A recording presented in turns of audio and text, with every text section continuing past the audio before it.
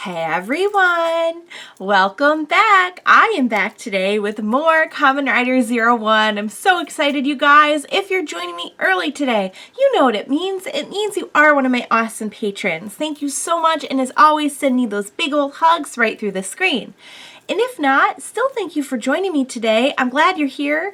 I do hope you'll consider supporting me that way. The link to my Patreon will be in the description down below.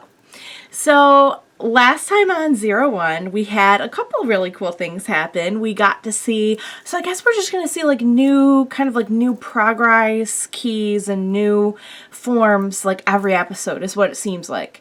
Yeah, pretty much every episode.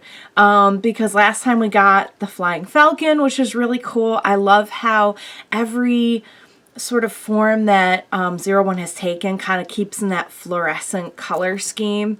It's really cool, and it really sets him apart. And we also got the Punching Kong, which was very cool.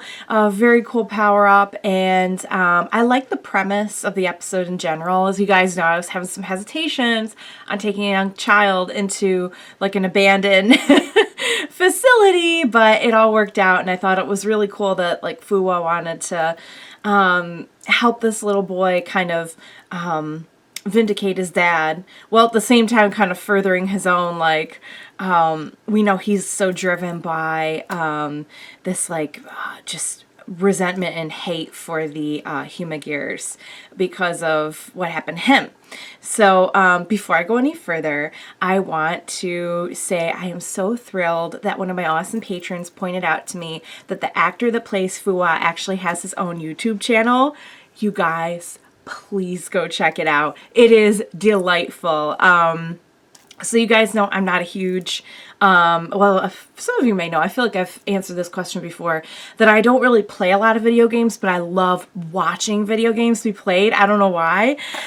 He does like live streams of different video games that he's playing on his channel. He sings beautifully. He has all these like cover songs up.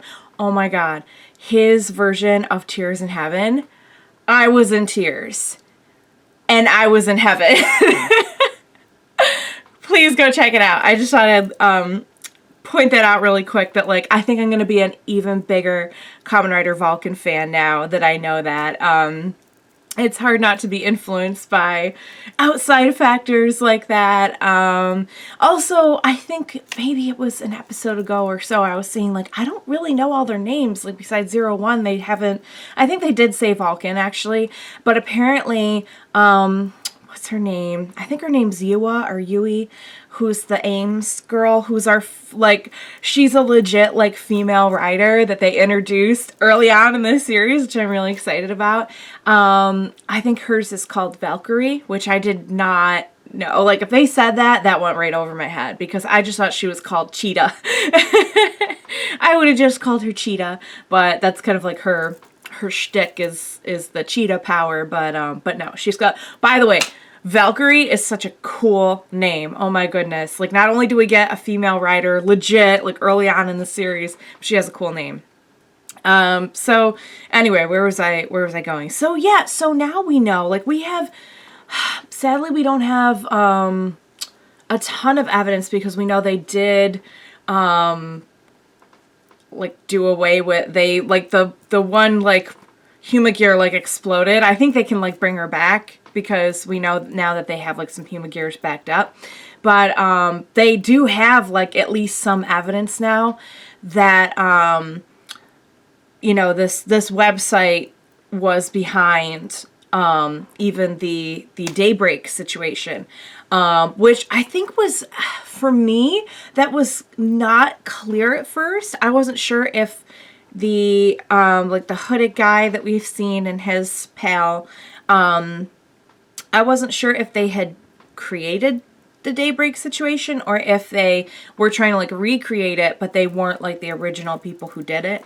Now we know, like, no, it was like, it was them. It was, they were the ones who did that, because like prior to that, I feel like Fuwa had said like, oh, it was a bunch of Humagears got together and just like annihilated everything. So now at least we know, like, I'm glad it's out in the open that, like, no, it's not just that, like, Humagears went crazy. I don't know if I really highly doubt that's going to change anything for him, but I think it's just cool to kind of, like, be out in the open with all of it. Which also made me wonder, like, those two guys look fairly young, and we know that was, like, several years ago, so what does that mean about them? Does that mean that they are Humagears, or, like, why have they not aged? I think it was them in the video, like, it sounded like them, but anyway, so last episode was really good. I'm really enjoying the series. I hear that there's going to be more riders introduced, which means more cool forms and cool powers, and my favorite so far, and I love Zero One's henshin. I love the whole thing. I love the talking. It's so cool. But I mean, it is hard to top punching a bullet right in the face, if bullets have faces, and having that be the beginning of your henshin. It really doesn't get too much better than that, but we'll see. I'm excited to see more riders introduced, and just fun premise. The effects look great. Oh my goodness, we got a huge upgrade, which is so cool. I've never been a big, like, effects basher on the show. Like, I know it can be an issue that, like, some of the effects could be better.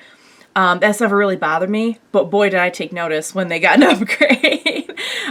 So yeah, loving it. What do you say we get started on this next episode of 0101. Oh yeah, I will be dancing during that, just so you guys know. That will be a thing. Let's go.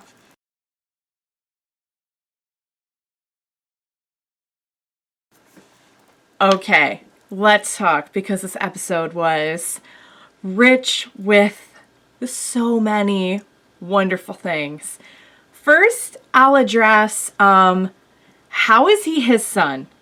Was I right about them being Humagears? Because they're, like, the same age, or, like, maybe 5 years apart or so.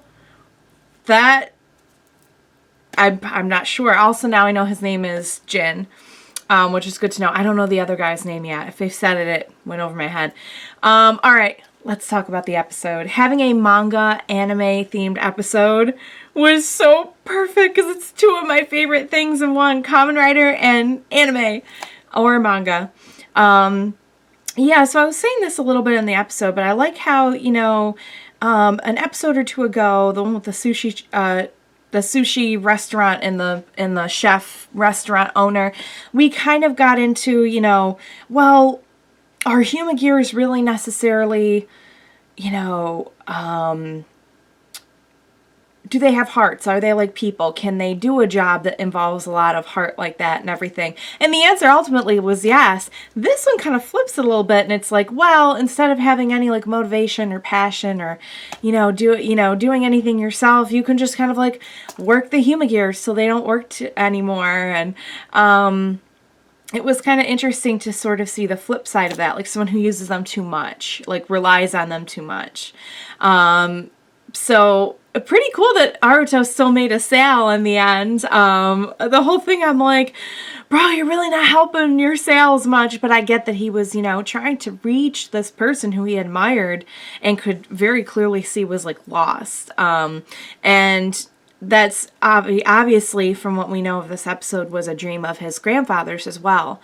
This wasn't just a business, it was supposed to be a betterment of humankind, which is what makes the distortion of the Humagears that our villains are doing, it makes it so much worse considering, like, the original dream. Still don't know how he's that guy's son. I really want to know their story. I can't wait to see that unfold. So I'm very, very excited about the new transformation that we had in this one, the new Progrise key. I think that Flaming Tiger is my favorite yet. I think it's going to be pretty hard to top a Kamen Rider that has kitty ears. I don't see that happening ever. It's all downhill from here. I'm kidding. I'm sure they'll be great in the future as well, but that was really, really fun. I would have guessed a fire fox or a dragon. I did not see a flaming tiger coming, but I'm happily surprised. oh, that like hot coral color. Oh, it just looks so good with his suit. Really good stuff. Even Izu kind of got in on, I think she was able to see a little bit deeper into Aruto's perspective in this one, which was cool. So good stuff. That was a really fun episode. I'm enjoying seeing the different ways we can explore the benefits and, you know, disadvantages of Humagears while we unfold kind of the bigger story. Most Kamen Rider series kind of have this very formulaic, like, kind of first quarter of the series where we kind of establish everything through sort of 1 or 2 shot episodes. But nothing about the formula so far on the show has been like boring or repetitive. I think it's been very interesting and fun to watch, and it really does help you get to know everyone and the whole world a little bit better. And I'm told that later on it gets crazier, which I would believe based on the fact that I feel like most Kamen Rider series, like somewhere in the teens to 20s, start to get like crazy. And I believe currently in Zero One right now, as I film this, they're somewhere in the late 20s. So I can't wait. I can't wait to get there, you guys. Love this episode. Can't wait to see more. What are we going to get next for our next Progrise key? What's happening with the villains, etc., etc.? Let's find out next time. You guys, thank you so much for joining me. Please join me next time. We will watch it together. Bye for now, guys.